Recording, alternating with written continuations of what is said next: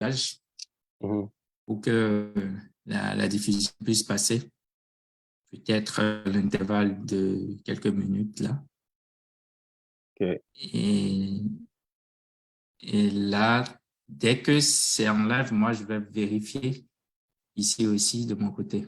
OK, je pense que c'est parti, parce que moi, je vois ici. C'est déjà parti? Oui, donc je vais OK. directement le partager au public.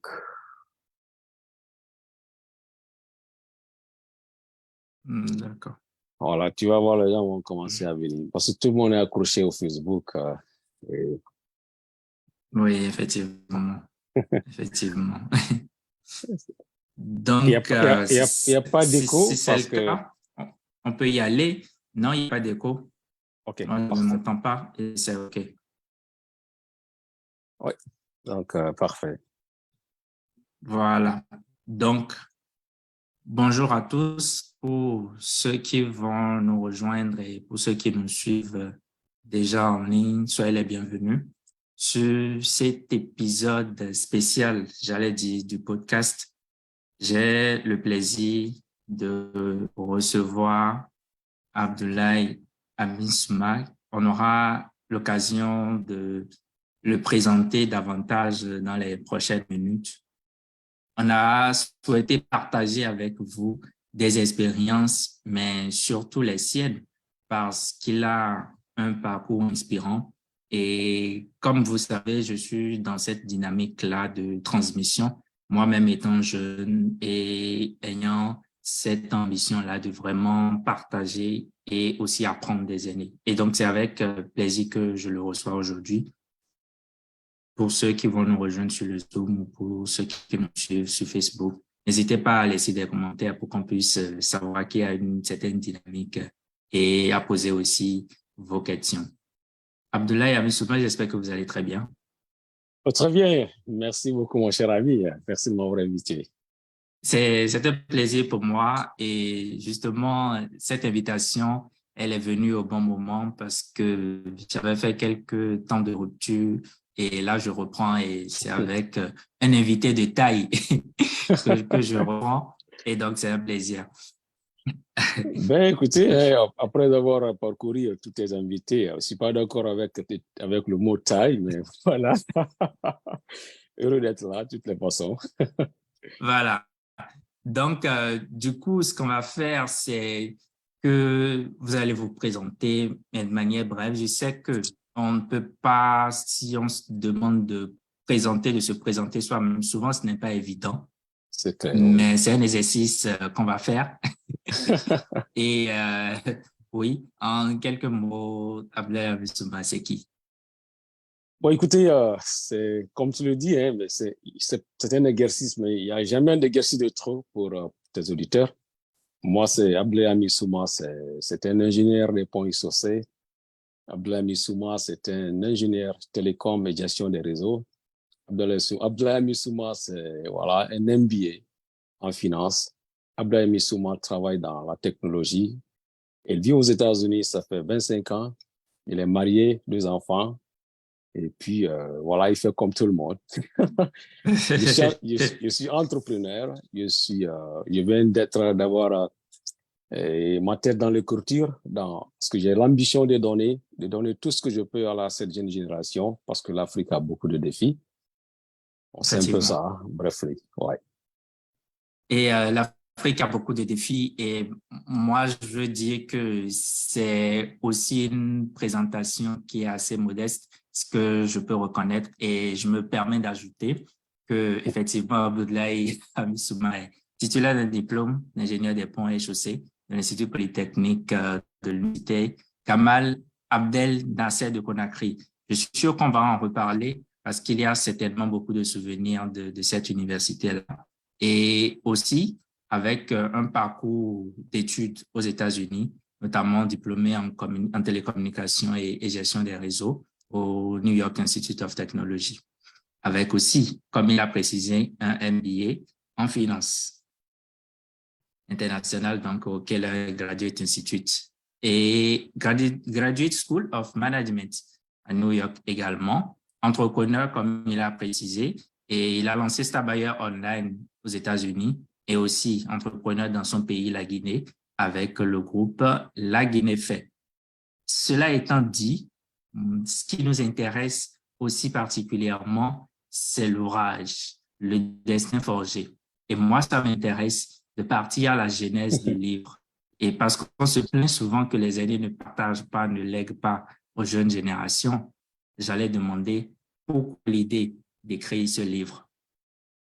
Mais vous savez, c'est le même processus, la volonté de partager. Et moi, je suis d'une génération qui a connu assez de choses. Il y a beaucoup de belles choses que nous avons réalisées. Notre génération, on avait très peu, pas beaucoup de moins, mais avec ces peu-là, on avait réalisé assez de choses. Chacun a des souvenirs. Je vois qu'il y a beaucoup de jeunes talentueux, il y a beaucoup d'universitaires qui connaissent assez de choses, mais nos bibliothèques sont vides. J'ai dit pourquoi. Alors je me dis, pour moi, faisant ça, je dois écrire pour pouvoir pousser les autres qui sont mieux que moi, qui connaissent mieux que moi, qui ont la plume pour pouvoir écrire. Et je dis destin forgé parce que chacun contribue à la confection de son destin, parce que c'est la somme des choix que nous faisons tous les jours. Alors, je me dis en écrivant, peut-être que c'est une invitation que je lance aux vrais talentueux, parce que vous savez, on a des jeunes, beaucoup de journalistes, beaucoup de personnes, hommes de lettres. Moi, je ne suis pas. Et très souvent, quand on dit écrivain, je regarde derrière parce qu'en fait, ça ne me colle pas du tout parce qu'en fait, mais je sais que j'ai une mission à partager, la possibilité de pousser les autres qui connaissent mieux, comme je le disais, les inviter à écrire. Alors, je me dis que je vais écrire dans le domaine du développement personnel parce que ma cible, c'est un peu la jeunesse.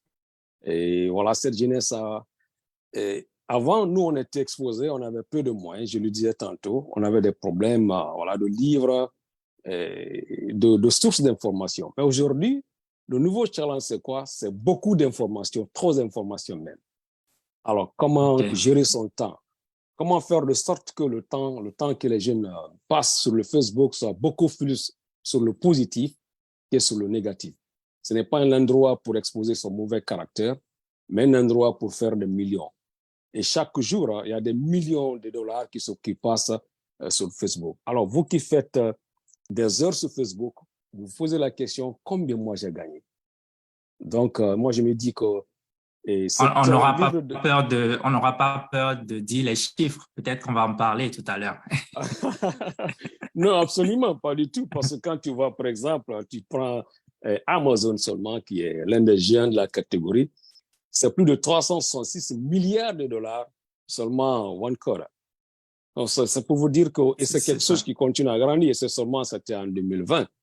Donc, l'ordinateur est là, les réseaux sociaux sont là, mais il ne faut pas que les réseaux sociaux nous dissocient du social. Parce qu'en réalité, tu peux être dans un salon avec 4 personnes, chacun est branché avec son téléphone, mais on regarde n'importe quoi. On ne cherche pas à nous cultiver. C'est pourquoi je salue tous ceux qui vont accepter d'être là. Ils ne sont pas là forcément pour m'écouter, mais pour investir sur eux-mêmes.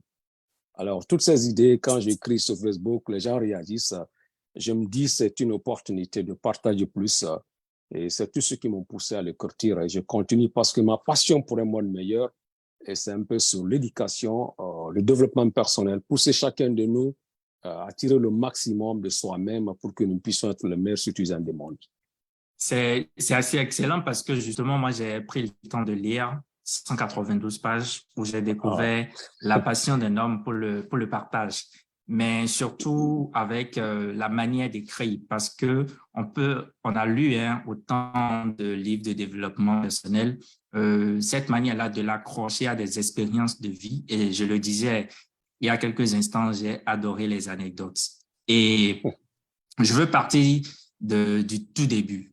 Le remerciement est adressé aux parents. C'est quoi l'image que les parents d'Abdoulaye Amissouma lui ont laissée? Mais vous savez, comme je le dis dans le livre, il y a deux mondes que nous partageons. Il y a l'école de la vie et l'école traditionnelle. La vie t'évalue sur le résultat.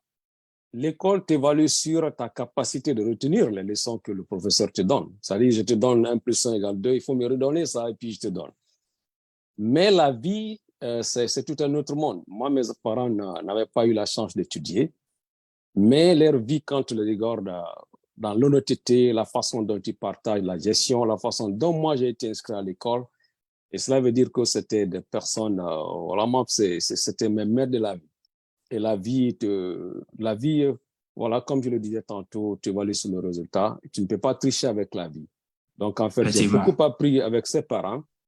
Et l'apprentissage, là, je me dis, c'est quelque chose qu'on doit faire attention parce qu'en fait, la vie t'enseigne tous les jours, chaque minute, chaque instant. À toi de prendre note et faire les observations.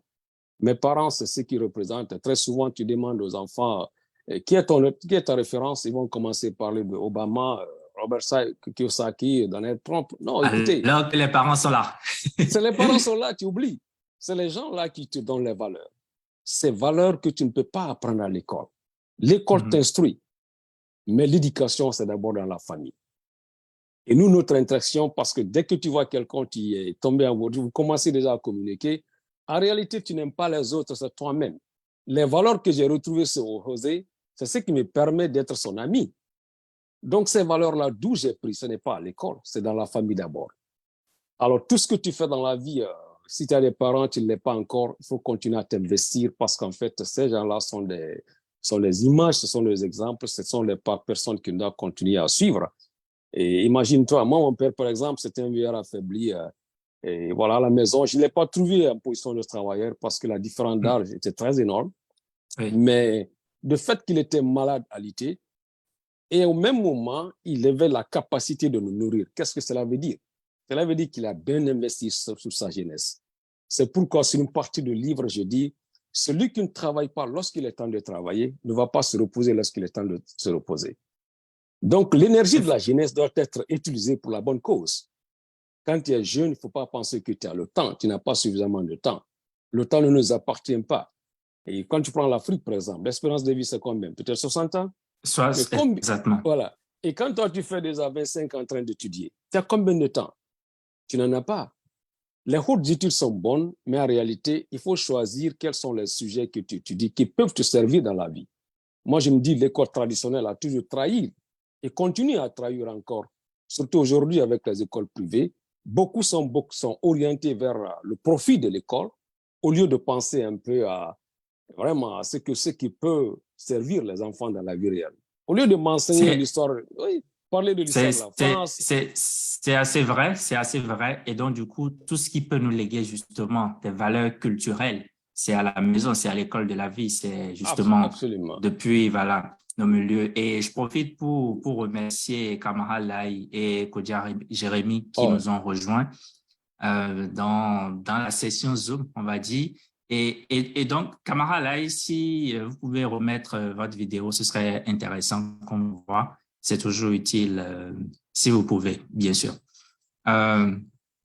Donc, du coup, alors, par rapport aux expériences du livre, et on va revenir sur le parcours de Abdoulaye Amissouma, comment est-ce que un jeune parti de Tougiwandi à Conakry se retrouve à New York, aux États-Unis? Quel a été le parcours? Bon, écoutez, si vous voulez, si j'ai écrit le livre sur le développement personnel, je m'accentue sur les exemples que j'ai parcourus. Je n'ai pas voulu que ça soit comme un roman, quelque chose de fiction. C'est la réalité, le quotidien. Et moi, je suis quelqu'un à qui on a dit 3 fois non pour avoir le visa. Mais déjà, quand tu penses un peu, comme tu as lu le livre,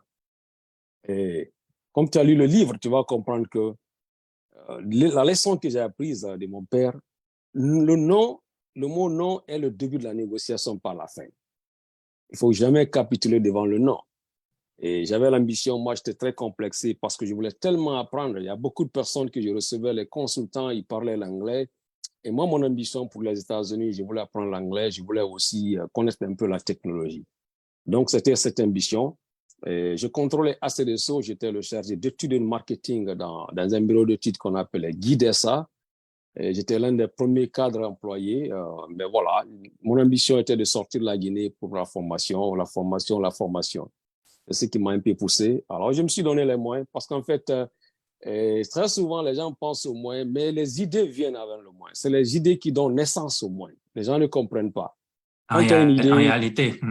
ouais, quand tu as les idées, tu es passionné avec, On dit souvent, quand tu te bats avec les deux mains, il y a toujours une main invisible qui t'est tendue, c'est ce qu'on appelle la main de Dieu. Donc, c'est un peu ça, c'est ce qui m'a motivé de là. Et puis, on m'a dit non 3 fois. Et puis, je me rappelle un jour, quand je reviens dans le bureau, il y a la secrétaire, parce que moi, toutes les secrétaires étaient devenues comme des sœurs à moi. Il y a une qui était tellement frustrée, n'était pas du tout à l'aise parce que, voilà, elle a vu que je n'avais pas eu le visa et je tenais le visa. Et moi, j'ai commencé à sourire. J'ai dit, écoutez, ma soeur, ne t'en fais pas. Ils vont me refuser jusqu'à ce qu'on me dise, viens chercher. Parce que ça aussi, c'est une preuve de détermination parce que ce n'est pas Non, évident, hein, cette histoire de visa. Hein. non, écoutez, mais écoutez, rien ne peut résister à la force de la persistance. Non n'est pas là. Si tu veux, c'est le début de la négociation, pas la fin. Ça veut dire au moins que l'autre partie est là en train de parler, accepte au moins de parler avec toi. Donc, c'est un peu ça. Ça n'a pas été facile, mais je tenais à le faire parce que moi, je disais que il faut que je parte. Je n'avais pas de moyens, suffisamment de moyens. Mes parents n'avaient pas de moyens. Mais il faut que moi-même, je crée le moyen de ce que je veux réaliser. Donc, je me dis une fois de plus, quand vous tenez à quelque chose, vous battez avec les deux mains. La main invisible, c'est la main de Dieu. Aucune prière n'est acceptée sans effort préalable. Et donc, on a prévu que ce soit un échange, que ce soit interactif. Vous qui nous suivez sur Facebook, n'hésitez pas à partager, à dire en commentaire ce que vous pensez de ces échanges. Et pour ceux qui sont avec nous aussi, vous pouvez intervenir. Déjà, je voudrais savoir, Kamara Lai, qu'est-ce qui vous a motivé à nous rejoindre, à suivre ces échanges? Allô? Nous vous recevons. Oui, bonjour, monsieur. Merci. Vous me recevez? Nous vous recevons très bien. Ok, merci beaucoup pour la question. Voilà, je vous rappelle que M. Aboula Missouma, c'est un grand frère à moi. Voilà, c'est un grand frère. C'est un plaisir, hein, c'est la fraternité toujours. Voilà, voilà. Et nous sommes du même pays encore. Voilà. Et en plus de cela, c'est un grand plaisir, voilà, de l'écouter. J'apprends toujours avec lui. Bon, tout à l'heure, dans son explication, je vois quelque chose ici dans son livre, parce que j'ai bien parcouru le livre, de la manière dont il a obtenu le visa. Et de la même manière qu'on a refusé la première fois quand son papa est venu pour l'inscrire, je crois que le recteur, le superviseur avait dit non, qu'il est venu en retard, que le papa est venu en retard. Mais le papa avait persévéré. Et c'est la même manière que mon frère Aboula Missouma a persévéré aussi pour le visa. Donc, je vois ici une similitude. Et donc, et c'est ce que je note, je le laisserai rebondir là-dessus. C'est quand tu reçois un non, c'est pas la dernière réponse. Oui. Et il a écrit que le non, c'est le début de la négociation. N'est-ce pas, Abdoulaye Missouma? Oui, absolument, parce qu'en fait, si quelqu'un vous dit non et vous tournez dos, vous ne revenez plus, cela veut dire que vous n'êtes pas suffisamment attaché à ce que vous voulez accomplir. Parce que si vous tenez, vous allez vous poser, au lieu de vous poser la question pourquoi ils m'ont dit non, vous allez vous dire qu'est-ce que je peux faire pour que le non là soit transformé en oui. Alors, au lieu de penser aux autres, focalisez votre attention sur des choses que vous ne contrôlez pas, pensez sur vous. Vous pouvez vous contrôler, vous avez votre agenda, mais pourquoi l'autre là a dit non, vous ne le saurez jamais. Mais vous vous donnez les moyens. C'est pourquoi j'ai dit, chaque tentative est une leçon. Vous ne perdez absolument rien. Je souhaite, si vous ne vous donnez pas les moyens d'essayer. Mais quand vous essayez, vous avez deux possibilités. Soit vous gagnez ce que vous voulez, soit vous quittez avec l'expérience que vous pouvez partager avec les autres qui vont tenter l'aventure. Donc, on est toujours à l'école, en fait. C'est l'école de la vie, oui. C'est une école permanente. L'école de la vie, effectivement. Et oui, comment vous voulez rebondir sur... Oui, j'ai une préoccupation. À l'ère des réseaux sociaux maintenant, là, dans son livre, il parle beaucoup de l'éducation, du rôle des parents. Mais ma préoccupation est la suivante. Quelqu'un qui a 20 ans, 26 ans, 30 ans, il vient aux réseaux sociaux, il fait ce qu'il veut. La faute, là, ça c'est aux parents ou à la personne elle-même? Bon, écoutez, c'est une bonne question. Hein. les parents, vous voulez les dire. Très souvent, j'ai écouté, c'est pas un politicien burkinabé qui disait qu'on dit souvent que l'homme est libre, mais non, il ne l'est pas. Un enfant n'est pas libre en réalité. Il naît dans une famille. Et pourquoi nous avons... La première culture, c'est les parents qui nous donnent. Pourquoi en Guinée, par exemple, moi, les gars comme moi, on aime manger le riz? Parce que ça a été influencé par les parents. Donc, les parents vous donnent un départ. De la naissance à la mort de l'existence de l'être humain, tu as 3 noms. Le premier nom, c'est le bon Dieu qui donne. Quand un enfant naît dans la famille de mon ami Osé, on dit « Oh, Osé a un enfant ». La première question, les gens disent, on te demande, il est de quel sexe? La réponse à cette question appartient à la créature. C'est un destin.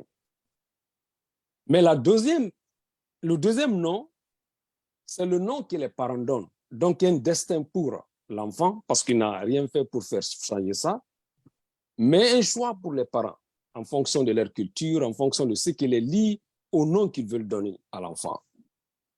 Mais le troisième nom, effectivement, le troisième nom dépend de l'enfant. Tu peux te faire appeler ingénieur, technicien, footballeur. Donc, quand je dis destin forgé, je m'appesantis sur ça. C'est que toi-même, tu peux faire pour changer ça. Ce nom qu'on te donne là, tu peux te faire appeler, comme je l'ai dit tantôt, ingénieur, footballeur, voleur, fainéant, tout dépend de toi. Mais c'est comme pour dire que les parents ont une responsabilité, bien sûr. Évidemment, leur responsabilité. Mais l'individu aussi. Quand tu as 20 ans, il ne faut pas continuer à accuser tes parents. C'est que tu fais sur les réseaux. C'est pourquoi je m'appesantis sur les réseaux sociaux. Pourquoi ici aux États-Unis, les enfants de moins de 14 ans font des millions sur les réseaux? Et en Afrique, les gens passent plus de temps sur les réseaux, mais ils consomment toutes sortes de bêtises, excusez-moi. Les gens pensent que c'est un instrument pour partager les mauvais caractères ou bien détruire les autres. Et ceux qui font des efforts, au lieu de les accompagner, parce qu'en réalité, tu ne dois pas copier les autres, mais tu dois t'inspirer de leur expérience. Chaque être humain est une créature individuelle et spéciale. Il y a des atouts que Kamara Lai a, que moi, je n'ai pas, par exemple. Alors, mais quand il fait quelque chose, je dois m'inspirer. Les parents, au début, ils ont une responsabilité de t'élever. Ce que je dis souvent dans mes conseils aux parents, n'acceptez pas de choisir pour l'enfant. Votre rôle le plus important est de faire de sorte que l'enfant ait l'éducation qu'il faut. Mais très souvent, ce qui arrive à certains parents, de grands intellectuels, par exemple, des docteurs souvent, bon, il voulait être, par exemple, ingénieur, il n'a pas pu, il dit que mon enfant qui est là va être forcément un ingénieur. Si l'enfant veut être footballeur... C'est comme voilà. Les parents qui réalisent les rêves Non, les enfants plutôt qui réalisent les rêves des parents. Oui, exactement ça. Parce que si toi, tu as raté un rêve, moi, je vais être là, ton enfant veut être footballeur, tu ne peux pas l'imposer. J'ai toujours pris l'exemple, par exemple, sur Michael Jackson. Si Michael Jackson était un forgeron, peu de personnes auraient entendu parler de lui. Alors, le rôle des parents est d'aider l'enfant à découvrir son génie. Dans quel endroit l'enfant aime prospérer, qu'est-ce qu'il fait le mieux que les autres. Ton rôle est de pousser l'enfant sur cette direction et lui donner tous les moyens qu'il faut. Mais à un moment donné, l'enfant est libre de choisir. Alors, quand tu fais le choix, et je ne sais pas qui le disait, Jean-Paul Sartre, que la vie d'une personne est 3 choses. Le choix, la responsabilité et quoi encore? Bon, ça ne me vient pas souvent. La liberté. Quand tu es libre de choisir, tu es libre de choisir. Quand tu fais un choix dans la liberté, tu prends la responsabilité du choix effectué. Alors, quand tu choisis, c'est pourquoi demain, une fois de plus, je dis que le destin forgé, c'est que chacun contribue à la confection de son destin. Si tu fais un choix, le résultat de ce choix, tu dois prendre la responsabilité. Tu ne peux pas dire que c'est la faute de mon grand-père ou mon grand-père. Ce qui arrive aux Africains, il y en a même carrément qui disent que quand ton grand-père réussit, l'argent qu'il gagne là, c'est pour vous tous. C'est parce que le bon Dieu lui a donné. Je pense qu'actuellement, ce discours a changé parce que je ne sais pas si c'est l'occidentalisation, mais on est de plus en plus en train de repartir dans les familles cloisonnées. Donc, il faut que les enfants comprennent. Quand tu échoues, ce n'est pas la faute de ton grand-père, de son grand frère. Tout dépend de toi, les efforts. Quand tu prends la responsabilité personnelle et individuelle, tu te bats sur tous les terrains. Tu te donnes les moyens qu'il faut. Qui tu veux devenir? Tu as une personne, par exemple, que tu aimes, qui évolue dans un secteur que tu admires. Alors, tu te dis, quels sont les atouts qu'il a pour arriver là? Qu'est-ce que toi, tu peux faire? Aujourd'hui, l'information est vulgarisée. tu peux être n'importe quelle personne que tu veux. Tu vas sur YouTube, tu vas sur Google, il y a tellement d'informations. Tu ne peux pas dire que c'est les ressources qui manquent. Donc, effectivement, tout dépend de toi, comment tu vas utiliser ces ressources. D'accord. Effectivement, on est à l'ère de l'information, comme on a dit. Et donc, on a Jérémy qui est avec nous. Rapidement, Jérémy, tu avais une intention à faire? Oui, merci beaucoup, M. José. Je dis un grand bonsoir à M. Abdoulaye. Bonsoir, mon cher ami. Bonsoir. Je m'excuse pour mon retard, mais votre intervention me pose à poser une question. La question est celle-ci. Comment est-ce qu'il faut gérer la pression de son environnement par rapport à ce à quoi on s'attache? Parce que dans la vie, nous nous attachons véritablement à certaines choses.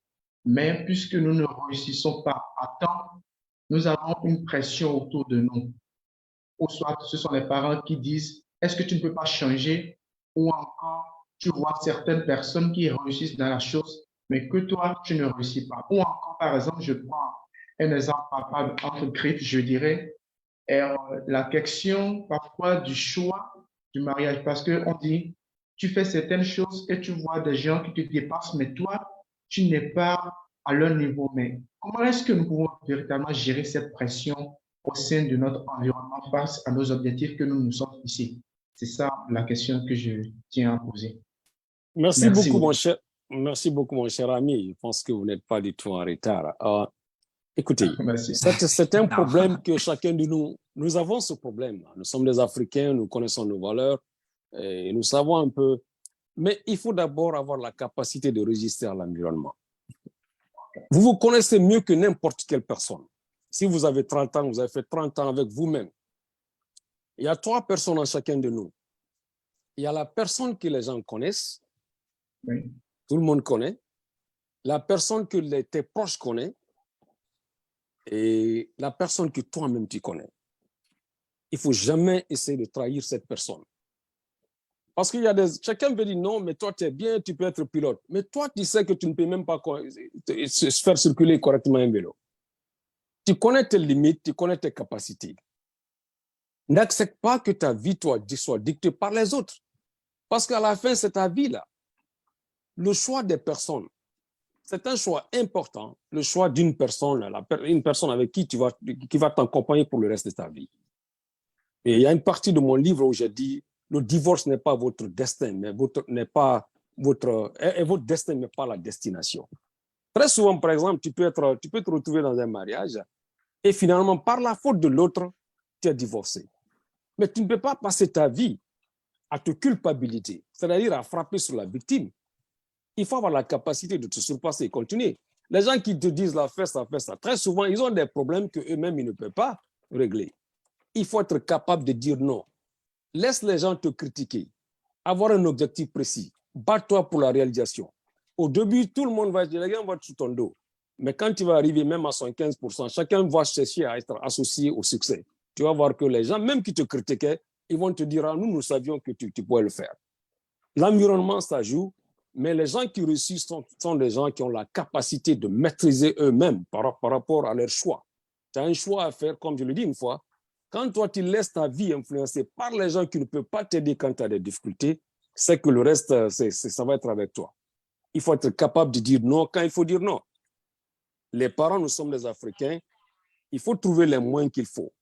C'est une question de pédagogie avec les parents. Les autres, là, ça ne t'intéresse pas. Tu ne peux pas continuer à gérer l'humeur des gens.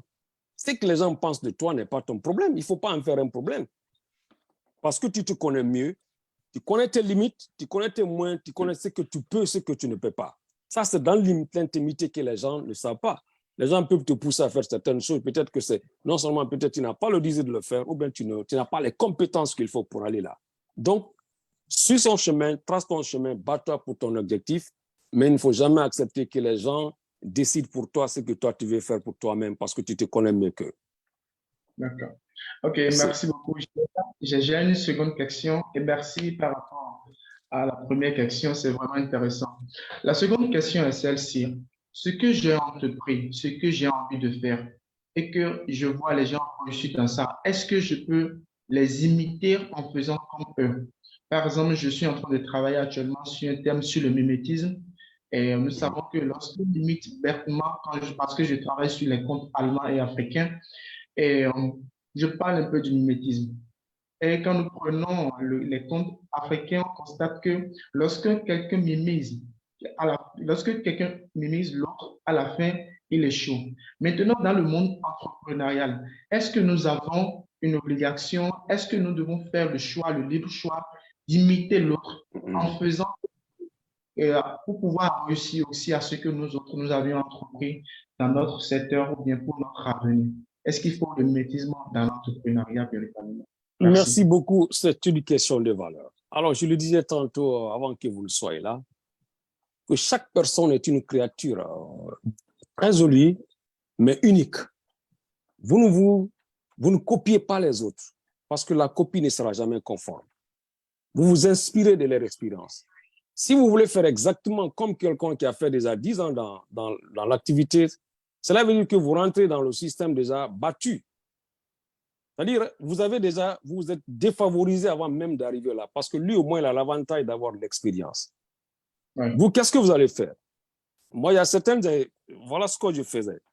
Il y a, par exemple, des choses, les entreprises que je vais créer en ligne. Qu'est-ce que je fais? Je vois, par exemple, que les gens ils vendent un produit. Je vois qu'il y a beaucoup de demandes pour le produit. Moi aussi, je vais rentrer dedans. Il faut trouver le moyen, comment tu peux faire plus. Alors, qu'est-ce qu'il faut? Il faut faire la recherche. Il faut lire, c'est les gens qui vont te dire qu'est-ce qu'il faut. Tu vas voir ceux qui ont acheté ce produit-là, ils aiment le produit, ils continuent à l'acheter, mais ils se plaignent encore. Ils vont dire, non, moi, la chaise est bonne, mais c'est que si la partie là était en bambou, ça l'a arrangé.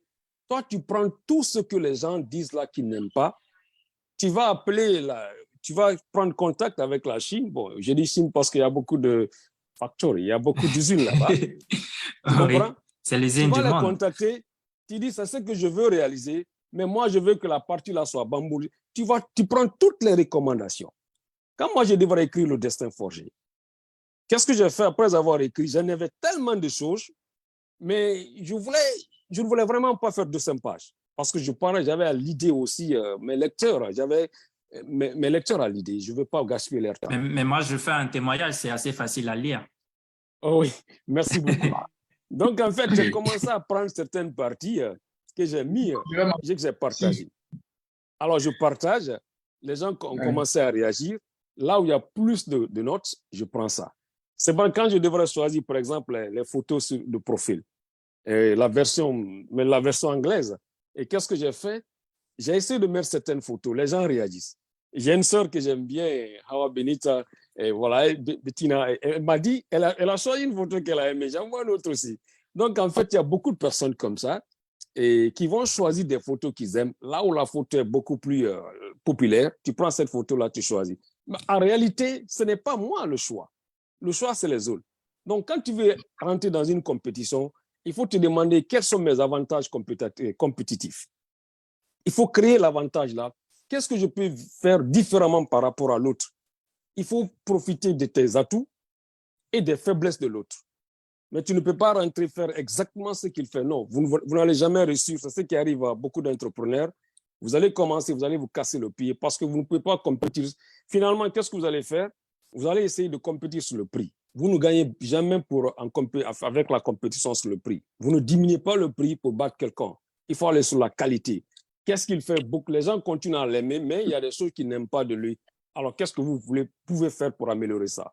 C'est un peu ça l'esprit d'entrepreneur. Je ne sais pas si je réponds à votre question. Est-ce que finalement, ce n'est pas cette logique-là de qu'est-ce qu'on peut apporter comme valeur ajoutée, effectivement, en misant sur ce qui existe déjà, mais qu'est-ce qu'on peut apporter comme différentiel? Et c'est important dans l'entrepreneuriat. Mais justement, c'est ça, c'est le résumé de ce que je viens de dire. C'est la valeur ajoutée. Qu'est-ce que vous pouvez faire? Pourquoi les gens doivent te choisir? Pas lui. Lui qui a déjà l'expérience, qui a duré ici. Qu'est-ce qui peut amener les gens à quitter? Moi, je me rappelle dans le temps, quand le boom commençait avec les téléphones, il y avait le BlackBerry. Moi, j'avais le BlackBerry. J'ai fait mon entreprise avec ça. J'avais ça en main, c'est ce que j'utilisais. Mais BlackBerry, personne n'entend parler parce qu'ils ne se sont pas inventés. Alors, tous les autres qui sont venus les trouver là-bas comme Samsung. Samsung a essayé de copier un peu qu'est-ce que Apple fait. Alors, d'abord, ils ont l'avantage, ils sont bien en ce qui concerne la caméra. Il vient avec ça.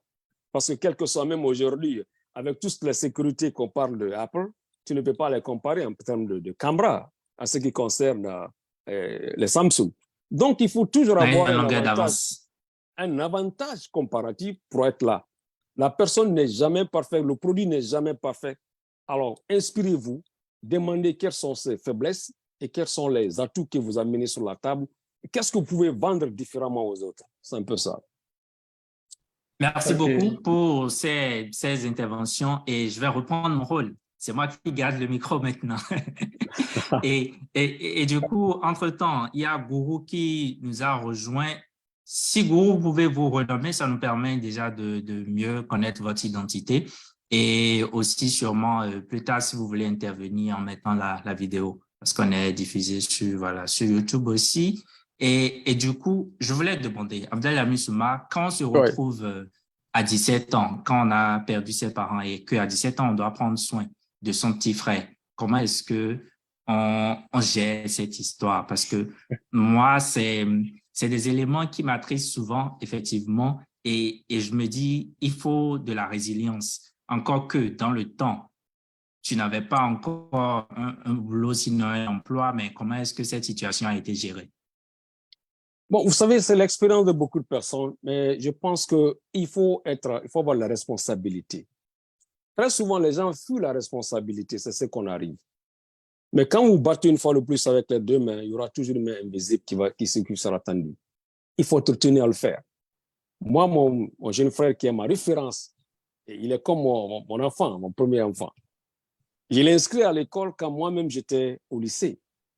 On me demandait des ressources parce que je tenais à ce qu'il étudie. Je sais que si je ne le fais pas, je laisse quelqu'un dans la rue. Je me disais que tout le monde est héritier. Ça dépend de la lecture de l'héritage. En Occident, par exemple, tu nais, il y a la banque qui est là, et puis les parents ont mis quelque chose. Mais toi, Africain, quand tu nais, il faut finir d'abord le travail que les parents ont commencé et n'ont pas pu. Mais si tu ne le fais pas, et finalement, tu veux que toi seul tu ressuscites et puis les autres là deviennent l'auxiliaire et commencent à te demander donne-moi la dépense. C'est ça un peu le problème. Alors, moi, j'ai vu ça. D'abord, il y a l'amour partenaire. J'aime beaucoup tout le monde. Mon jeune frère, comme je le disais tantôt, moi, je le trouve comme mon fils parce qu'en fait, il ne connaît que moi et ma femme. Donc, il fallait tout faire pour lui garantir un minimum. C'est un peu ça dans le parcours. Comme je tenais à le faire, je me suis trouvé, créer des moyens qu'il fallait. Parce que je savais ce que je voulais. Et on dit souvent que le premier escalier d'avoir ce que tu veux, il faut savoir qu'est-ce que tu veux. Quand tu identifies ça avec clarté, eh bien, tu vas trouver les moyens pour pouvoir les accomplir. Donc, c'est un peu ça. Ça n'a pas été facile, mais nous avons un environnement qui est réceptif. Tu viens avec l'idée positive. Comme je l'ai dit tantôt, le cerveau n'est jamais vide. Si vous ne l'occupez pas avec l'esprit positif, c'est l'esprit négatif qui va être là. Donc, constamment quand vous êtes là, vous avez une responsabilité, vous posez la question, j'ai un problème, qui peut m'aider à résoudre ça? Et qu'est-ce qu'il faut pour que je puisse l'aborder? Parce qu'en fait, l'être humain n'est pas rationnel, nous sommes émotionnels. Tout ce que nous faisons, c'est pourquoi il y a la justice. C'est pourquoi il y a les textes, pour que nous puissions suivre les textes. Sinon, en réalité, nous ne sommes pas l'être humain émotionnel. Tout ce qui est lié à ton cœur, tu suis ça très facilement. Mais la beauté est que il faut que nous soyons capables de nous donner les moyens en fonction de la réalité, de notre réalité, pas la réalité de l'autre. Merci beaucoup. En attendant de prendre la seconde intervention de Kamara Lai, moi, je voulais revenir sur un aspect, c'est-à-dire que les échecs. Il faut, finalement, quand on écoute Abdelhamid Souma, c'est vraiment une question de mindset, comme les Américains disent, de mentalité. Et du coup, la question du développement personnel s'impose. Et quand on sait que sur notre continent, on est tous africains ici, même si peut-être certains sont hors du continent, que cette question-là n'est pas assez développée, assez enseignée, disons, à l'école aux plus jeunes. C'est quoi le challenge dans ce cas-là?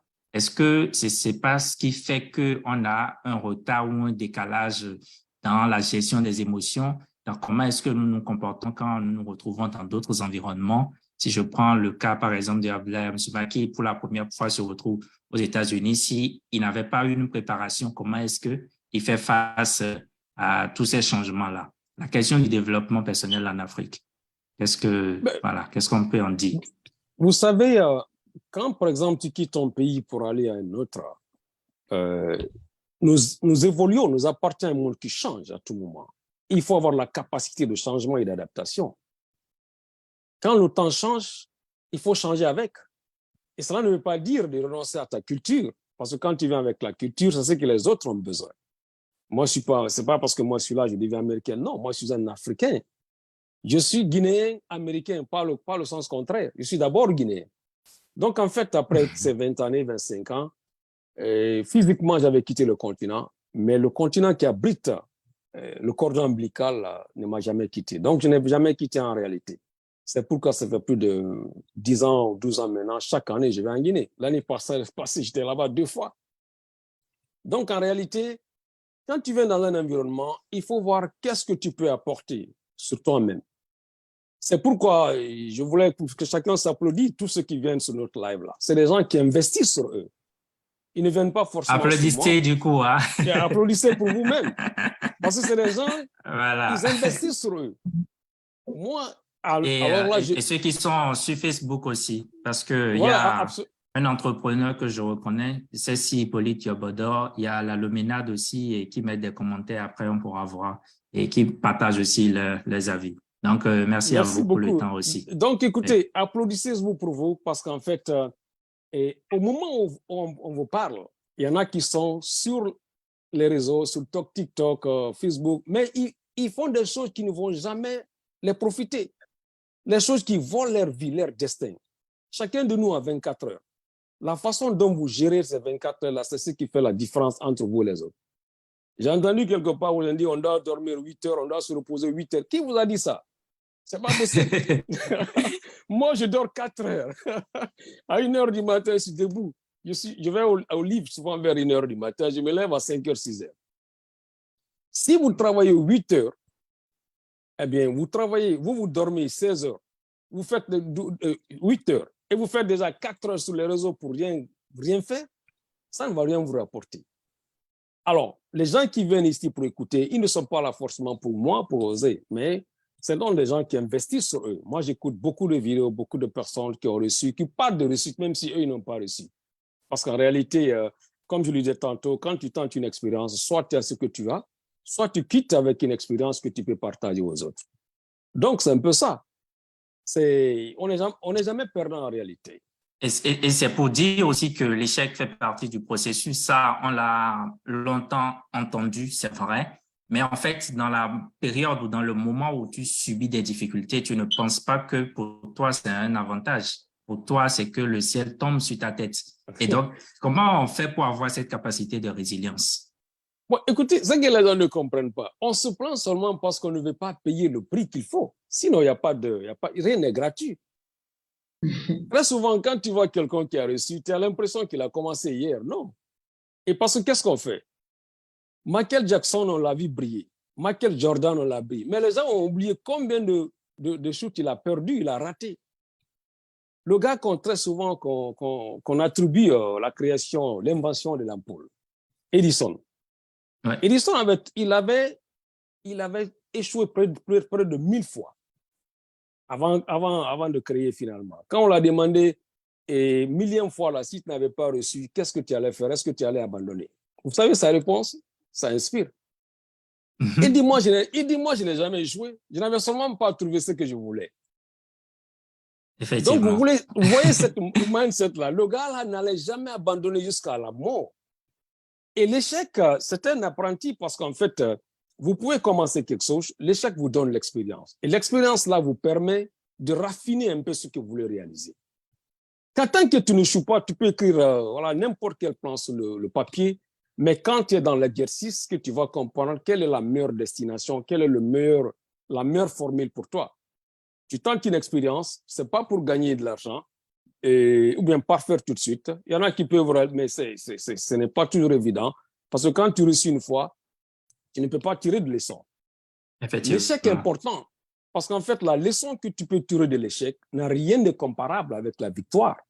La victoire et à l'euphorie, puis tu oublies carrément que tu avais fait des erreurs, alors que peut-être que c'est la gentillesse du hasard qui t'a conduit à un certain résultat. Mais quand tu échoues, ça te permet de t'asseoir, de réfléchir. C'est comme si, par exemple, tu fais tomber ta clé. Tu vas suivre l'itinéraire où tu as marché et voir tout ça. Finalement, tu peux retrouver la clé. Alors, quand tu échoues, ça te permet de t'asseoir et de dire, qu'est-ce que j'ai fait pour échouer? Est-ce que je ne pouvais pas faire autrement? Quand j'ai tourné à droite, quel était le problème? Pourquoi j'ai tourné? Qu'est-ce qui m'a motivé? Quel était l'obstacle? Donc, toutes ces questions importantes-là te permettent. Mais il faut que ça soit focalisé sur toi. Il ne faut pas dire j'ai échoué parce que Osé ne m'aime pas. J'ai échoué parce que c'est lui qui est parti voir un Karamoko pour s'arrêter devant moi. J'ai passé par... Non. Écoutez, ça, c'est des choses que vous ne contrôlez pas. Et puis, j'ai lu dans le livre aussi qu'effectivement, il faut se remettre en question chaque fois et ne pas remettre le tort sur les autres. Bien sûr, parce que... Déjà décider de c'est quoi sa responsabilité dans cet échec-là. Parce que le problème, une fois de plus, vous ne contrôlez pas les autres. Il y a une seule personne qui vous contrôle au monde. Ça, c'est vous. Mais pas les autres. L'humeur des autres, vous ne contrôlez pas. Alors, pourquoi ne pas se focaliser sur soi-même au lieu de parler des choses que vous ne contrôlez pas, que vous ne pouvez rien changer? Il pleut demain, au lieu de te plaindre de la pluie, mais cherche-toi un parapluie. Parce que dans la vie, il y a trois choses. J'ai un principe, voilà, j'ai lu aussi un autre document qui m'a beaucoup inspiré. Et trois choses, je pense que le texte s'appelait West, qui sont devenus, moi, une partie des principes de ma vie. Il y a d'abord la gratitude. Quand quelqu'un te fait quelque chose, il faut dire merci. Merci, c'est un petit mot, mais qui crée un peu la source, comme si tu arroses une fleur. Quand je te donne quelque chose, tu me dis merci. Merci n'est pas pour moi, mais c'est pour toi. C'est pour m'encourager à faire la même chose. Donc, la gratitude est très importante. La deuxième chose, qui est très difficile, c'est le pardon. Mais vous savez, le pardon est le seul don qui profite beaucoup plus à celui qui donne qu'à celui qui reçoit. Parce que la sincérité du pardon, eh bien, tu laves un peu la haine dans ton corps. Et toi, tu es là, tu es en train de penser, mais Ozela, je veux qu'il tombe. Le gars, Ozela, il se vit bien, toi, tu ne dors pas, tu es là avec la haine. Tu es abrité par la haine. Et la troisième chose, c'est la non-résistance. C'est-à-dire, quelque chose que tu ne contrôles pas, ce n'est pas ton problème, il ne faut pas en faire ton problème. Tout ce que tu peux faire, c'est faire le maximum. Si le maximum ne marche pas, mais il faut quitter avec l'expérience. Et tu apprends de ça pour pouvoir avancer. Donc, c'est un peu ça. D'accord. Merci beaucoup. Et c'est vrai qu'entre-temps, il y a Amadou Ndia qui nous a rejoint. Guru Cellphone, si vous pouvez vous renommer, ça va nous permettre... voilà. Amadou Ndia, pour qu'on puisse vous voir, il faut mettre la vidéo si vous voulez intervenir. En attendant, Kamara Lai. J'espère que j'avais lu un auteur, Kamara Lai. C'est le même. Non. Lui, il est décidé. On vous écoute. Voilà, j'ai deux préoccupations. La première, c'est une appréciation. Dans la page 17, où l'auteur parle du leadership. Franchement, moi, j'avais une autre idée du leadership. Mais après avoir lu, c'est pas ça, ça m'a beaucoup réconforté. Donc, l'auteur parle de leadership, c'est pas quelqu'un qui a beaucoup de diplômes. C'est pas quelqu'un qui a beaucoup d'argent. Et c'est pas s'il peut donner plus d'explications par rapport à ceux qui le suivent. Moi, j'ai déjà lu ceux qui n'ont pas eu l'occasion de lire. Mais ça m'a beaucoup vraiment changé la mentalité. Voilà. Deuxième, c'est une question. La question est de savoir maintenant la vie en couple. Il y a pas mal de problèmes dans la société d'aujourd'hui. Et le nœud de ce problème, c'est l'argent. Qu'est-ce que l'auteur peut nous dire par rapport à la gestion de l'argent dans les couples, dans les foyers? Merci. Bon, écoute... merci, mais avant la réponse, il faudrait qu'on fasse une dédicace spéciale à Awa, parce que j'ai lu la description que Alain Abissouma a fait de sa femme, et je voudrais la saluer. Ouais. Et il faut lui dire toutes nos salutations. Oui. Merci. Donc, allez-y. Oui. Merci beaucoup. Bon, écoutez, la première chose, le leadership. C'est l'incarnation de beaucoup de choses. Les gens pensent que c'est celui qui a beaucoup de diplômes. Non, comme je l'ai dit dans le livre, le leadership, c'est celui qui pose de bonnes questions, qui a la capacité d'identifier les leaders, des personnes qui peuvent réaliser certaines choses. Il s'agit de savoir, si tu veux chercher, par exemple, un menuisier, tu dois connaître quel est le meilleur menuisier. C'est l'identification vraiment des bonnes personnes, de ce que tu veux réaliser, et avoir la capacité de faire travailler des gens ensemble. C'est ça le leadership. Si tu prends les gens qui ont influencé le monde, voilà, ce n'est pas un cours religieux, mais je pense que le prophète Mohammed, paix salut sur lui, et Jésus-Christ. Mais les gens là, il ne faut pas, par exemple, le prophète Mohammed, paix salut sur lui. C'est un illettré. Mais c'est ce que les gens, le monde oublie de reconnaître. Ce sont des gens qui avaient la capacité de faire adhérer les gens à leur cause. Ils savaient comment parler aux gens. Ils savaient comment diriger les gens pour pouvoir créer, pour pouvoir faire ce qu'ils veulent. Parce qu'en fait, quelqu'un disait, celui qui est vaincu par la force n'est jamais convaincu. Mais quand il est vaincu par les idées, il est convaincu pour tout bon. Il faut faire de sorte que si, par exemple, vous voulez qu'un enfant prie, vous n'allez pas le frapper pour qu'il prie. Sinon, il va le faire quand vous êtes là. Mais si vous êtes absent, il ne va pas prier. Mais si vous le parlez, pourquoi vous priez? Quels sont les avantages de la prière? Pourquoi vous le faites? Comment ça va lui le bénéficier? Et que cela soit ancré dans l'esprit de l'enfant. Finalement, qu'est-ce qui va se passer? L'enfant, quand il est l'heure de prier, c'est lui-même qui va vous réveiller. Il dit, papa, il est l'heure de prier. Mais si vous le frappez par la force, il va le faire une fois de plus. Quand vous êtes là, mais si vous êtes absent, d'abord, il va vous traiter de méchant parce qu'il ne comprend pas pourquoi vous l'obligez à faire quelque chose qu'il ne veut pas. En ce qui concerne le couple, j'ai toujours dit, un mariage est un comportement, est un choc de comportement et de culture. C'est-à-dire, vous avez 30 ans, vous prenez une femme qui a 35 ans ou qui a 28 ans, cela veut dire qu'il y a un choc de 28 ans et de 35 ans. Donc, qu'est-ce qu'il faut? La personne là est née, elle a grandi avec un comportement, avec une façon de faire.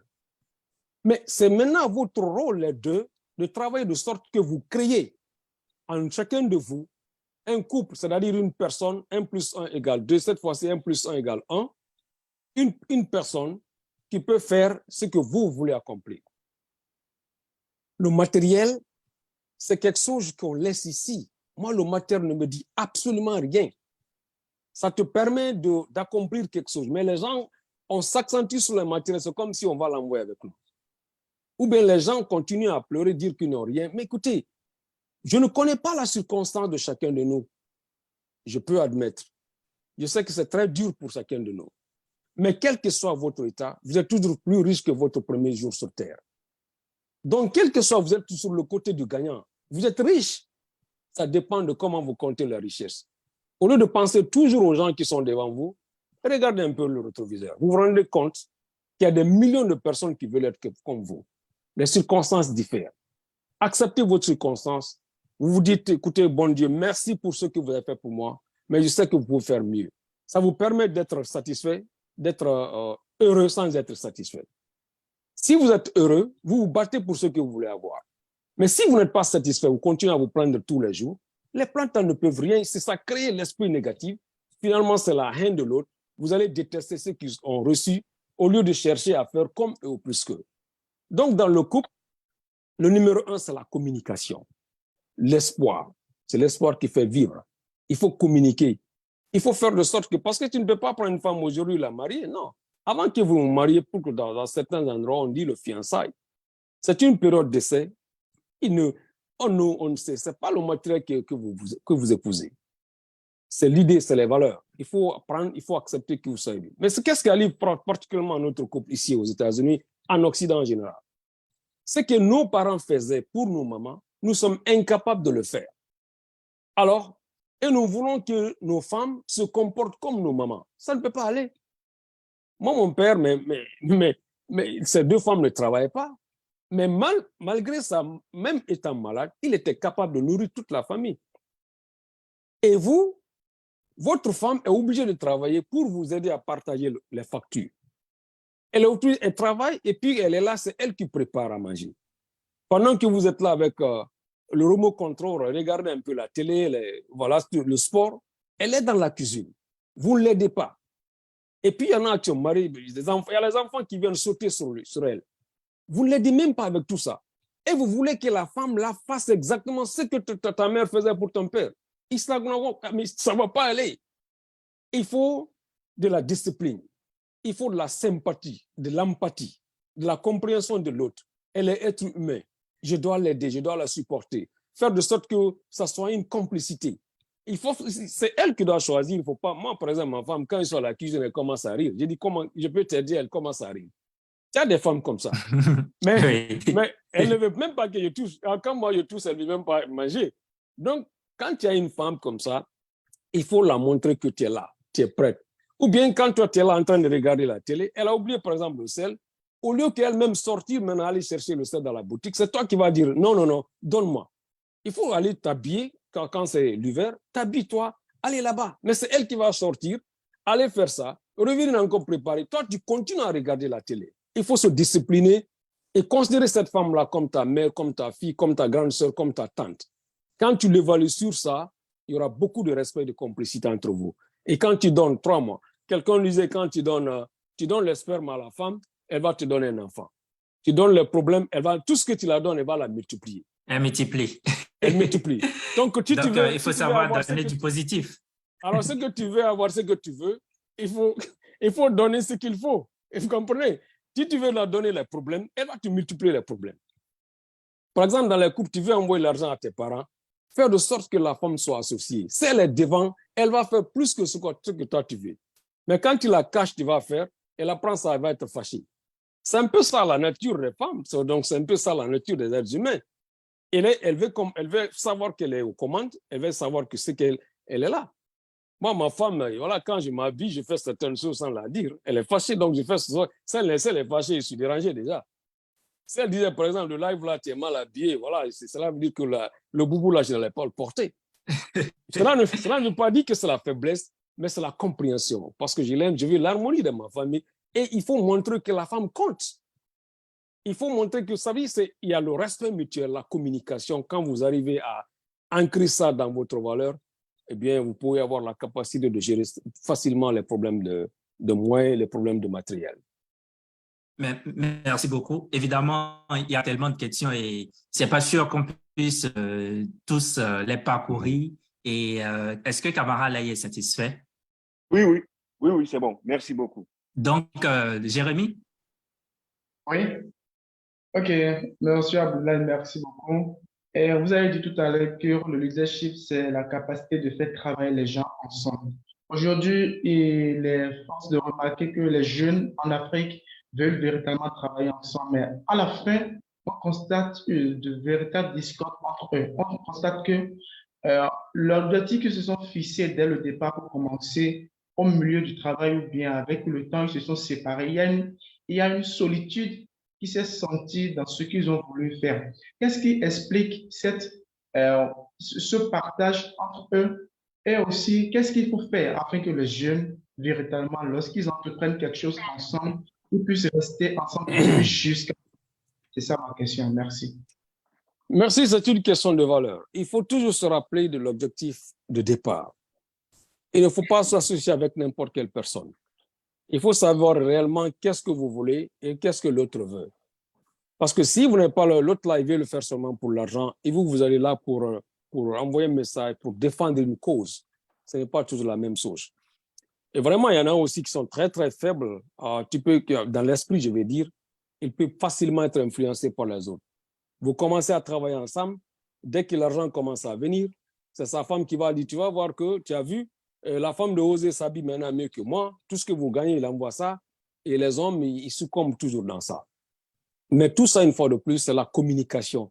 Dès que vous voyez, je vous donne un exemple. Vous voyez, par exemple, c'est pourquoi j'admire Magic System. Je ne sais pas si vous entendez parler de ce groupe-là, le groupe ivoirien. Ils ont fait plus de 10 ans ensemble, tout le temps soudés. Vous pensez que les gens là n'ont pas eu de problème, ils n'ont pas eu de crise? Non.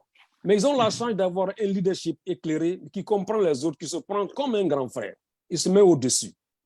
Les gens peuvent aller te calomnier. Il faut dire, tu as vu lui là, il a déjà commencé à construire.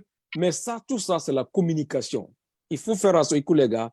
C'est un projet, ça, c'est plus grand que nous. Souvenez-vous, qu'est-ce que nous voulons réaliser. Donc, au départ, déjà, il faut avoir la vision qui est claire. Qu'il n'y ait aucune ambiguïté de là où vous voulez aller. Il faut d'abord voir là où vous êtes. Parce que si vous voulez utiliser, par exemple, le GPS, la première question que le GPS vous demande où vous êtes, c'est l'adresse de départ. Si vous vous connaissez mieux et l'adresse d'arrivée, vous savez réellement où vous voulez arriver, il y aura beaucoup d'obstacles comme ça. Les gens peuvent aller vous détourner, les gens vont essayer de vous dissocier. Donc, il faut clarifier tout ça entre vous, être solide dans la tête avant de continuer. Si les difficultés arrivent, essayez de vous parler entre vous. Essayez de trouver des gens, des personnes ressources qui peuvent vous aider quand vraiment il y a les conflits, quand ça devient très dur parce qu'il y a le sang chaud entre les jeunes et chacun veut aller. C'est ce qui nous arrive pour qu'on ne réussisse pas parce que chacun veut réussir seul et tout seul.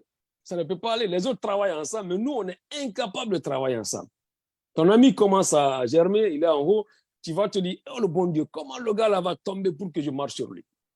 Au lieu de prier pour que toi aussi tu fasses la même chose. Ou bien t'appeler, écoutez, ben, Osé, j'ai vu que tu as une audience qui est très bien. Comment je peux faire comme toi? Qu'est-ce que tu as fait? Non, mais moi, je suis là, je veux faire tomber Osé parce que l'esprit de compétition veut dire qu'il faut que l'autre là tombe pour que moi je réussisse. Alors que nous sommes un monde riche, il y a la place pour tout le monde. Donc, une fois de plus, la communication, la compréhension. Et quand quelqu'un commence à s'égarer, c'est vous qui devez chercher à le comprendre, pas lui qui devait vous comprendre. Il ne faut pas dire que, il ne faut pas aussi penser que l'autre la comprend. Non, il faut communiquer. Parce que si lui, il commence à se comporter d'une certaine manière, il y a quelque chose qui fait qu'il a commencé à faire ça. Mais vous allez dire, écoutez, comment il fait ça? Moi, je m'en fous. Non, ça ne peut pas aller. Peut-être que là, c'est une incompréhension qui l'a amené à faire cette lecture. Il faut que parmi vous, quelqu'un soit le leader et qui peut contrôler l'action des autres, qui peut les ramener à la raison. Écoutez les gars, on a commencé ça, voilà l'objectif. L'Afrique, comme je disais, l'Afrique n'appartient pas aux Africains. Il faut que vous compreniez ça. Moi, je m'investis pour cette jeunesse parce que je sais qu'il faut que l'Afrique revienne aux Africains. Qu'est-ce que je veux dire? La plupart des multinationales qui sont en Afrique sont gérées, appartiennent aux Européens ou bien aux Américains. Donc, tout ce qui est créé en Afrique est directement rapatrié. Moi, je peux être là, par exemple, je suis actionnaire et voilà, dans une compagnie de bauxite. Alors, quand on dit, par exemple, la croissance, cette croissance-là ne bénéficie pas aux Africains. Ça bénéficie aux Occidentaux parce que la recherche est créée en Afrique, mais ce n'est pas une recherche qui appartient aux Africains. Pour comment l'Afrique peut revenir aux Africains, il faut que les jeunes s'investissent. Il faut que les jeunes se battent. Et quand on dit, on parle un peu dans les statistiques, quand je lisais l'autre fois, les Nations Unies en 2050 dire que le quart de la population mondiale va être africain. C'est-à-dire 2,5 milliards d'habitants vont être en Afrique. C'est pourquoi c'est seul l'Africain qui ne sait pas encore que l'Afrique a de la valeur et que l'Afrique est le terrain d'avenir. Tous les autres se battent pour être en Afrique parce qu'ils se positionnent pour le futur. La démocratie, la grande démographie veut dire quoi? Cela veut dire que c'est un marché qui est ouvert, il y a l'offre et la demande, donc il y a la transaction, une forte transaction commerciale, économique dans le pays. Il faut te préparer à ce rendez-vous. Effectivement, et merci beaucoup. On commence par parler les minutes et graines. Et il y a beaucoup de réactions aussi sur Facebook et notamment l'intervention de Hippolyte Yobodo qui est entrepreneur. Et justement, pour qu'on garde le fil, il a cette préoccupation sur la question de l'emploi des jeunes dans les pays d'Afrique. Et ce qu'il dit, je le lis pour vous, c'est « Je pense que les parents ont un rôle fondamental à jouer pour une orientation progressive de la mentalité des jeunes. » Donc, la question pour lui, en fait, c'est quels sont les leviers sur lesquels on doit travailler, nous devons travailler pour une meilleure insertion des jeunes dans l'emploi décent. Il l'a précisé, hein, l'emploi décent. Bon, écoutez, c'est quelque chose que j'ai abordé beaucoup dans mon livre. Certains peuvent se poser la question pourquoi on n'offre pas le dessin forgé, mais le livre de Osé. Vous savez, les entrepreneurs parlent de la même façon, nous disons les mêmes choses. Il peut être difficile d'accéder à mon livre, mais voilà ce livre-là, l'entrepreneuriat. Moi, je ne l'ai pas encore lu, mais je suis dans son esprit. Alors, pour répondre à cette question, je me dis, les parents ont un rôle essentiel. Il faut que les parents comprennent qu'un philosophe n'est pas plus important qu'un maçon. Un homme de lettres n'est pas plus important qu'un menuisier. Il faut faire de sorte qu'on fasse la promotion de l'entrepreneuriat ou bien la promotion des métiers, des genres de métiers. Et quand tu finis aujourd'hui as le doctorat en histoire ou quelque chose comme ça, tu as beaucoup plus de mal à trouver, tu te prépares déjà à être chômeur. Mais alors que quand tu es un maçon qualifié, mais il est évident avant même que tu finisses l'école que tu as quelque chose. Mais si les parents veulent que tu sois toujours universitaire, alors que les challenges de la vie, tu n'es pas obligé d'être universitaire. Ou tu n'es pas obligé, comme je le disais tantôt, d'avoir un métier, tu sais seulement, tu fais seulement le high school, le lycée, et que tu as quelque chose sous la main qui te permet de faire ça. Les parents doivent libérer les enfants et les encourager à ce qu'ils veulent accomplir pour eux-mêmes. L'emploi de qualité, il faut les métiers. Il faut voir qu'est-ce qui se vend sur le marché. Qu'est-ce que les gens ont besoin? Qu'est-ce que les entreprises demandent en réalité? Si les enfants vont vers ça, ils auront beaucoup plus de chances à diminuer un peu, à réduire le taux de chômage. Mais quand tu veux aller ce que les gens n'aiment pas, on ne peut pas continuer à former les enfants d'aujourd'hui avec les idées d'hier. Sinon, les emplois d'aujourd'hui ne répondent pas aux qualifications d'hier. C'est ce qui arrive. Tu vas voir en Afrique, il y a beaucoup d'entrepreneurs qui cherchent des travailleurs, mais travailleurs qui n'existent pas. Parce que ceux qui existent sur le marché d'emploi, ils ont des diplômes qui répondent aux années 58. C'est-à-dire, en ce moment-là, on a besoin des gens qui savent beaucoup écrire, des grands philosophes, les gens qui peuvent organiser notre administration. Mais aujourd'hui, ce n'est pas ça. L'histoire, ou bien, c'est pas l'histoire française, quelque chose comme ça. Si tu veux apprendre ça, tu peux lire ça sur Google, un peu partout. Mais il faut apprendre un métier qui te permet de réaliser. Comme je le disais une fois. Même si tu penses, par exemple, je disais dans certains de mes exposés, le GAFAM, c'est-à-dire Google, Apple, Amazon, Facebook. Ces 4 éléments contrôlent le marché digital. Si vous cherchez à avoir la compétence dans un seul domaine, ça vous permet de vous mettre. Les gens qui font des millions, par exemple, sur YouTube, des millions sur Google, sur Amazon, Facebook.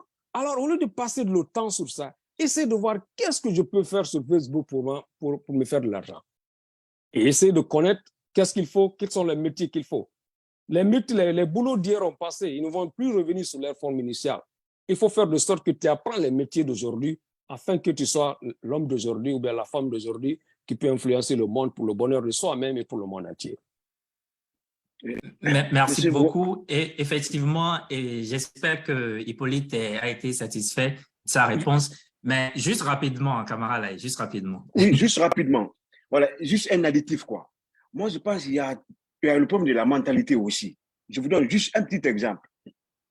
Comment vous pouvez comprendre quelqu'un qui a fait l'agronomie à l'université, vient dans la capitale, reste dans la capitale, cesse à travailler dans un bureau? Moi, je ne comprends pas. Or, à l'intérieur du pays, il y a les champs qui sont cultivables. Les terres africaines sont fertiles. Quelqu'un qui a fait l'université à l'agronomie, il vient dans la capitale, il cherche à travailler dans un bureau. Ça, je crois, à ce niveau, il y a un problème de mentalité.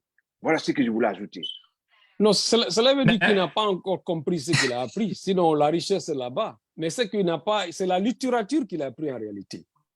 Mais il n'a pas, c'est ça un peu, nous devons travailler sur l'éducation. Qu'est-ce qu'il faudrait, quel est le genre d'éducation qu'on a besoin? Vous comprenez? Donc, tout dépend de ça, en fait. Il faut que, tu vas voir que quelqu'un qui fait l'informatique, voilà, il a fait toutes ces années, il n'a même pas un ordinateur. Donc, lui va sortir avec un papier qu'on appelle diplôme, mais en réalité, ça peut contribuer peut-être à embellir la maison, mais voilà, c'est ça un peu. Merci beaucoup. Gourou Cellphone. Finalement, on ne sait pas qui vous êtes parce qu'il n'y a pas le nom, donc vous allez vous présenter et intervenir rapidement. Merci. Bien sûr, mon nom c'est Maury et je suis à Atlanta. Et merci, Monsieur José, pour votre émission. Et merci aussi à votre invité, M. Souma, pour cette brillante intervention. Et ma question, c'est la suivante. Dans la vie, généralement, les gens qui réussissent ont toujours eu l'appui des gens ou bien il y a des gens qui les ont aidés parce que, on le dit souvent, personne ne réussit jamais seul dans la vie. Alors, j'aimerais demander à votre invité quelle est l'importance qu'il accorde aux relations que les gens doivent développer dans la vie. Quelle est l'importance des relations que quelqu'un qui veut réussir dans la vie doit développer autour de lui? Merci. Merci beaucoup. Une autre question de valeur, monsieur Maury. Vous savez, les relations sont très, très importantes. Mais elles ne viennent pas du néant. Tout dépend de vous. Quand tu es pauvre, ta première recherche est ton comportement, ta conduite.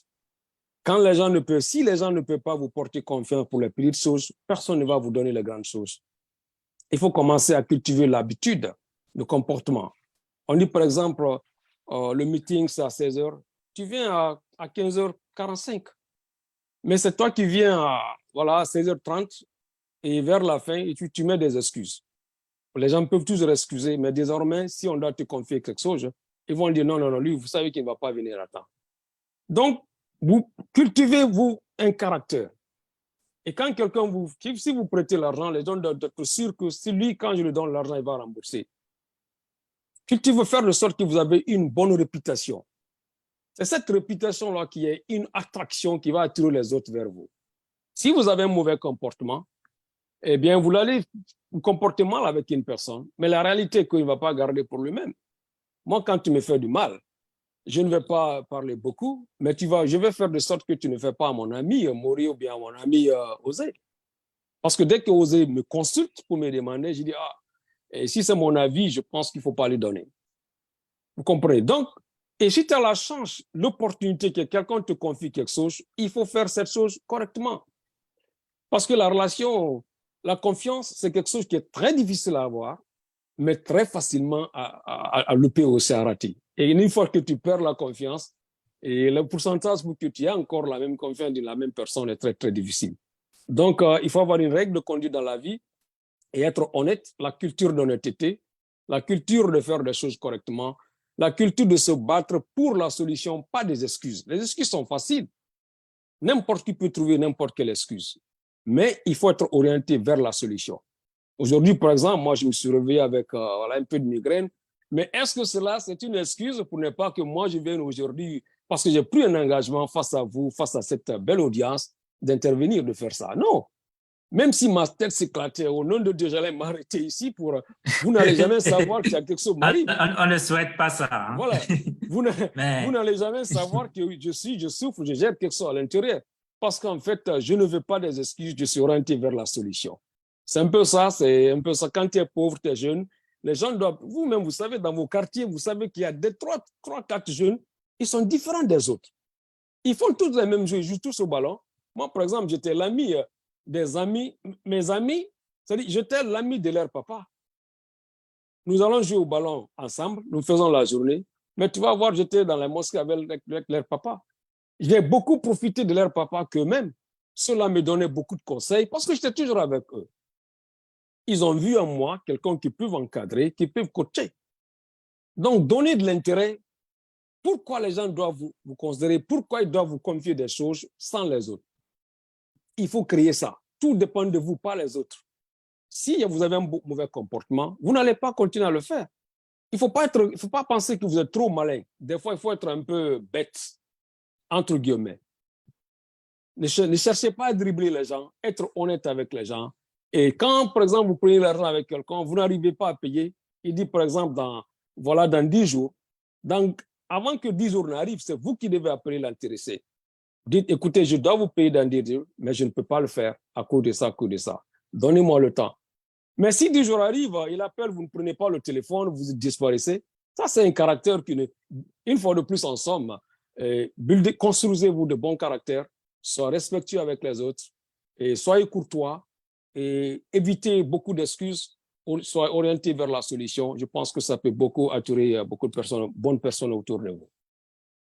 Effectivement, toutes les questions vont revenir sur les valeurs. Quelles sont les valeurs que nous avons en tant que jeunes, en tant que personnes dans la communauté? Parce qu'effectivement, si on ne peut pas vous faire confiance, si on vous a confié 100 000 francs CFA et que le lendemain, vous n'avez pas allé faire le service pour lequel vous avez reçu ces sous, c'est évident que le lendemain, on ne va pas vous remettre plus. On ne va même plus vous remettre parce que l'autre va dire à l'autre que celui-ci, il est comme ça. Et c'est véritablement l'appel qu'on essaie de lancer parce que la discipline, les valeurs font de nous des hommes et des femmes de qualité dans la société. Mais merci beaucoup pour tous ces échanges. Samsung, Évidemment, ça aurait été plus simple si on vous connaissait de nom, mais ce n'est pas grave, vous allez vous présenter et intervenir rapidement. Samsung XM, vous avez une intervention?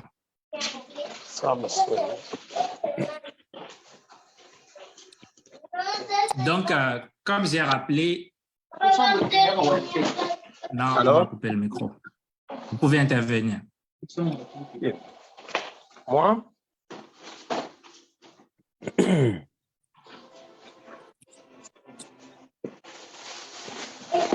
Allô?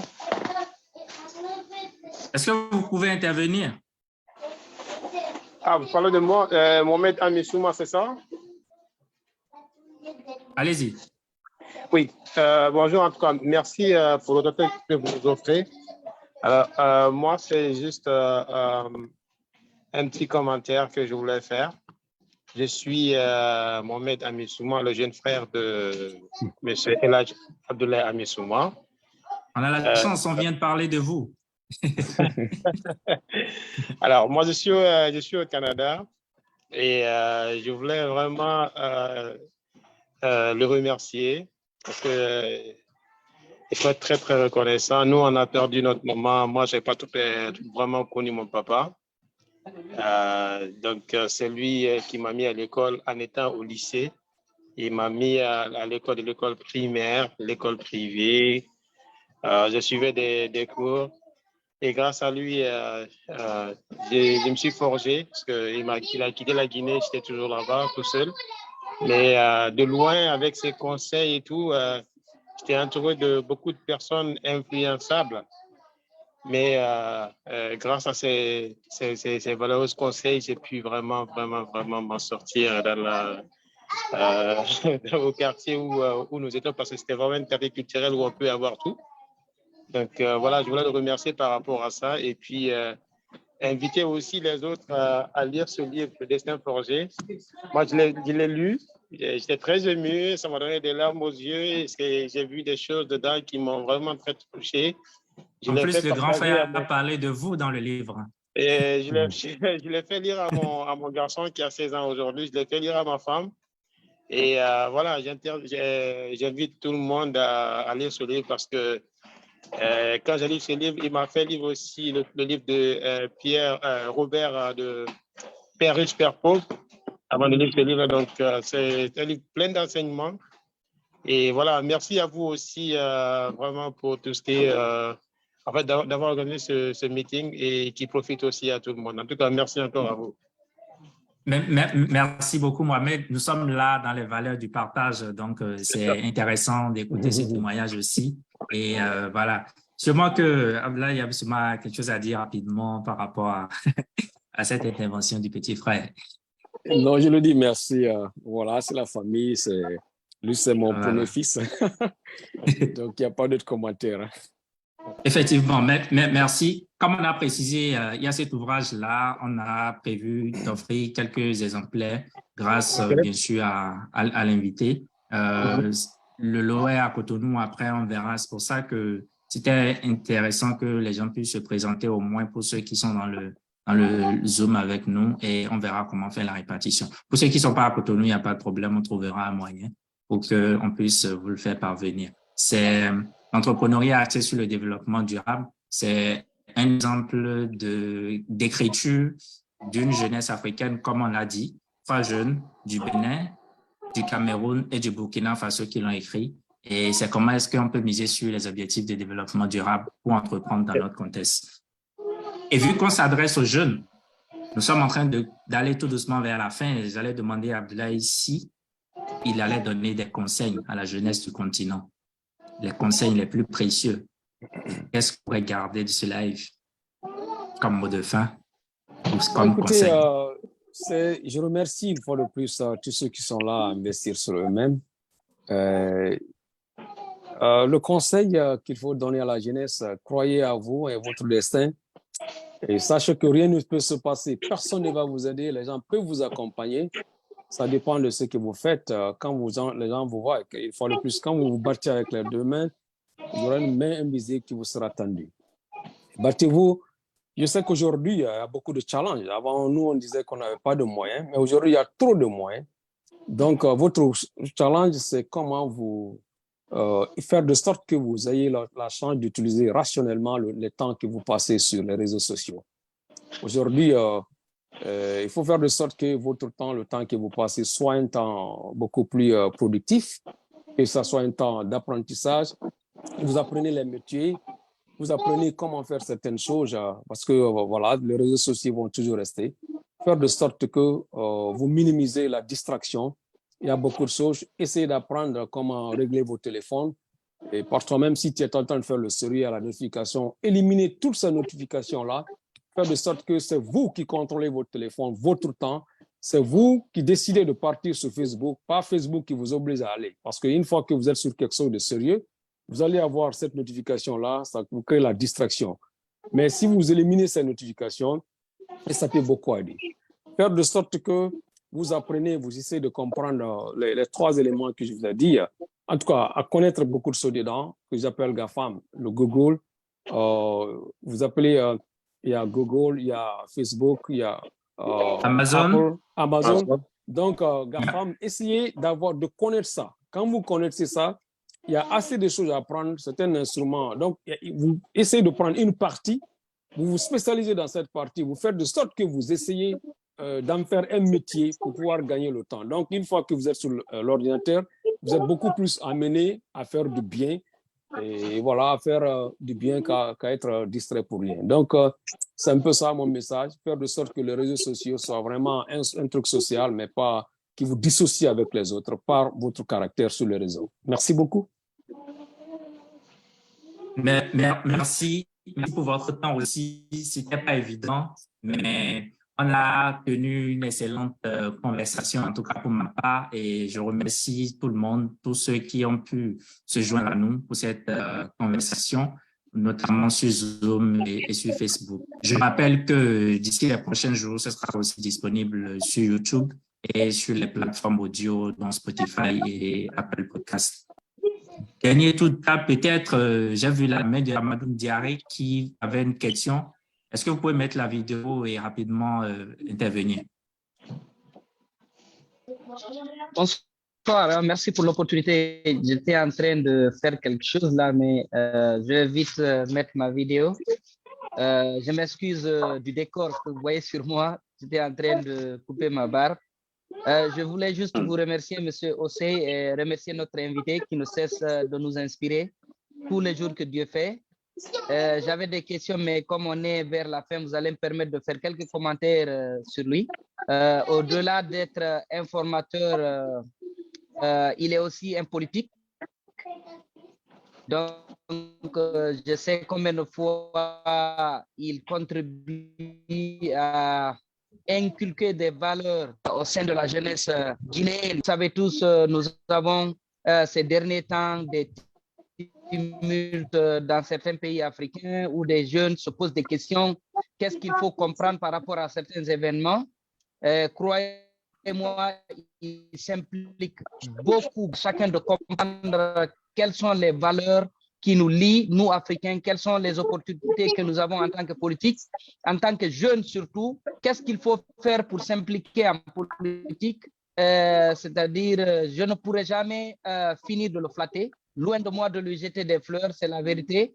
Certains parmi nous dans cette conférence peuvent en témoigner, mais comme vous le dites, on aura la chance dans les mois peut-être à venir, à revenir dans cette émission et à soutenir cette émission. À vous remercier davantage, Monsieur Ossé. Merci à tout le monde. Merci aussi. Quand vous finissez, vous coupez le micro. Est-ce qu'on va sur le champ politique pour atterrir? Un peu l'actualité en Guinée, mais juste prendre l'avis d'Abdoulaye Amsouma là-dessus. Ce sera le dernier point. Parce que les jeunes sont là aussi, hein, donc pourquoi pas? Bon, écoutez, nous sommes dans une transition et voilà, nous prions et faisons tout ce que nous pouvons pour que la transition se passe bien. Parce qu'en fait, le pouvoir, les gens qui viennent au pouvoir sont très souvent aussi pris en otage par une frange de population qui sont là pour. Il y a des gens qui sont pour tous les pouvoirs À la réalité, ils sont là pas pour aider le pouvoir, mais pour, voilà, pour se servir eux-mêmes. Donc, continuez à prier.